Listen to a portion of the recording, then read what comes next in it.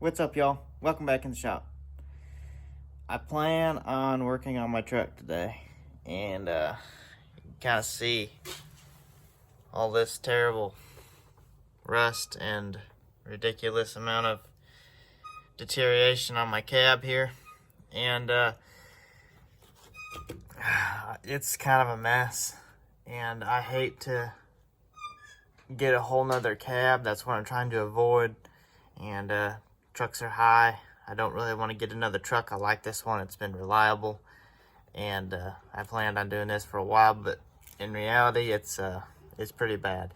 So what I'm going to try to do is just start getting into it and start cutting off all the rusted part and just see what this is going to get into. I'm not a body man by any means, but I guess I am today. So let's get into it and see what we can figure out here. I doubt if it'll look quite like it was original, but I'm going to do my best to square it up and see what we can do. So let's get into it. So this is what we're looking like. It looks pretty bad, and in reality it is pretty bad. But I got some sheet metal, some pretty heavy gauge sheet metal left over from when I built my toolbox. And my plan is just to basically cut all the rusted stuff out, and I'll probably put a piece of bed frame angle iron or a couple pieces here to kind of support this structure, and then just start cutting strips and shapes and start tacking it together. And I'm not really worried about it looking perfect as long as it's strong and durable. And not sure what type of paint or what I'm going to do as far as if I'm going to use some Bondo or what, but as long as it's strong when I'm done and not rusty, that's going to be the main thing. And I obviously can't video the whole process, but I'm going to do it increments like I normally do for the sake of time, and run you right along, and let's see what we can get done. Well, I got quite a bit of it cleaned up, and this is what I come up with as an idea of putting it back together. So this is a bed frame angle iron,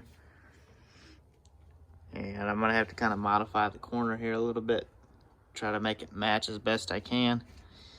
And I mean, it's pretty strong. I mean, my whole body weight can stand on it, and it doesn't really flex any. And I'm just gonna sheet metal this up. I gotta somehow bend well, you can see how it's kind of shaped there for the weather stripping and all that.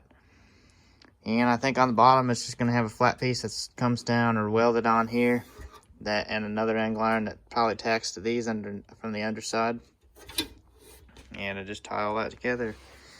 And first, before I do all that, I'm gonna try to clean out all these pillars, get all the rust out of them that I can, and either spray some rust evaporator. I got some acid stuff I could spray up there, and then maybe put a paintbrush on a stick and put a bunch of tar up there, or something to kind of eliminate or stop the rust from growing. And once I do that, I'll be able to put the sheet metal on,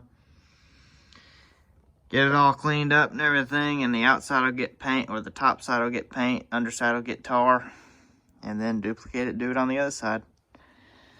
Kind of seems like an endless battle, but in the long run,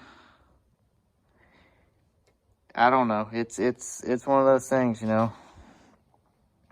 Truck come from up north, and I mean, we fight this up. Everyone fights this up north. It might make more sense to find me a southern cab and put on it, but right now this is what I'm doing, and it'll make this one last another 10, 15 years hopefully, and by then the rest of the truck will be worn out. So that's what we're gonna do,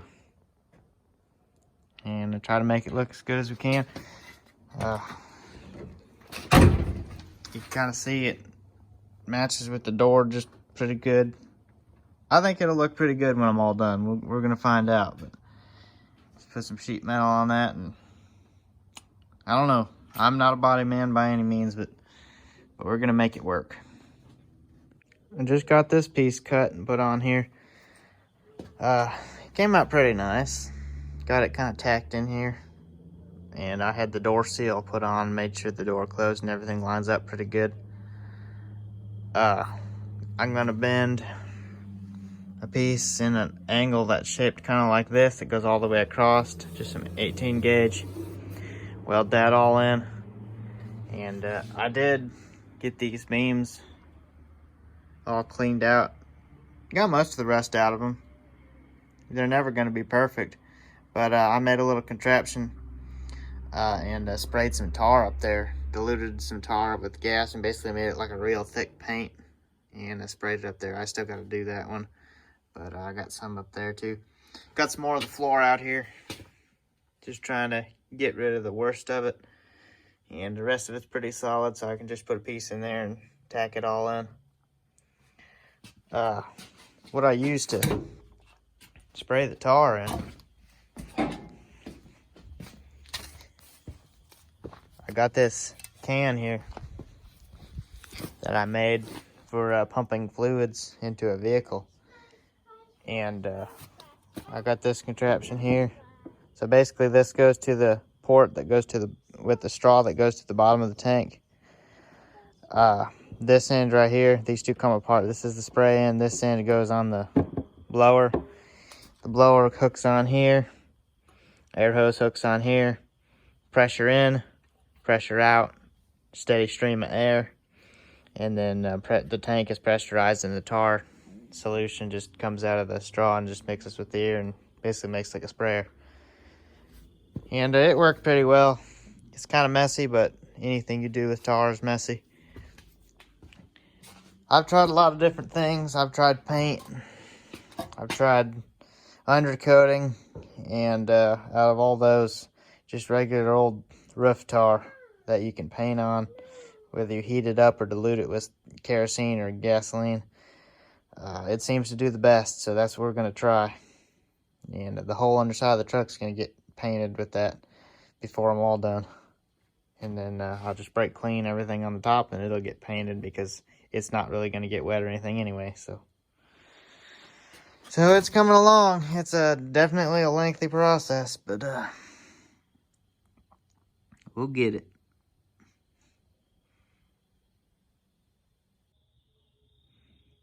This is what we got now. I got several more pieces added on.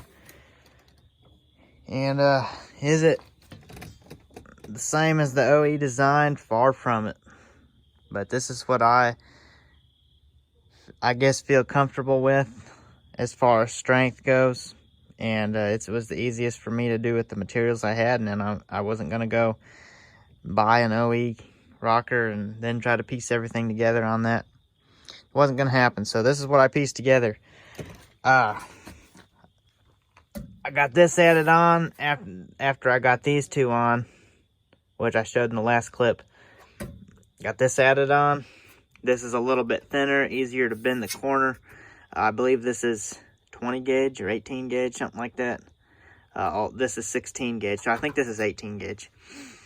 Tacked all that in there. I'm probably going to weld all the way along on this seam. This seam's probably going to get caulked as well as all the other ones inside. Got a little piece in here to fill the angle here.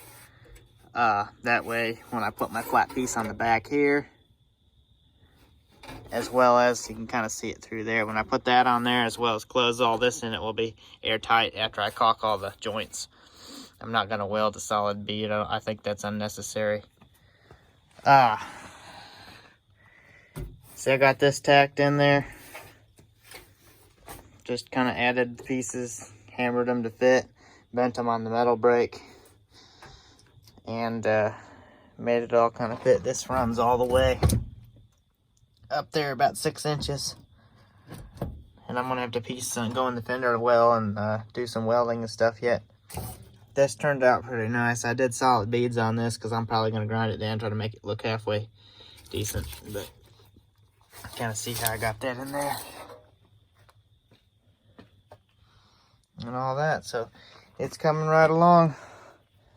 It's far from factory, but it's coming.